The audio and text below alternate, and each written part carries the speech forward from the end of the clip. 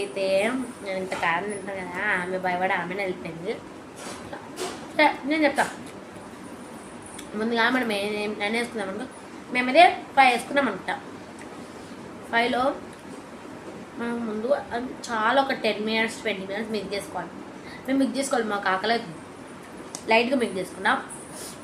అట్లా మిక్స్ చేసుకున్న తర్వాత మనం లైట్గా ఆయిల్ వేసి లైట్గా ఆయిల్ వేసి అది వేసేయాలి. ఆయిల్ వేసేయాలి.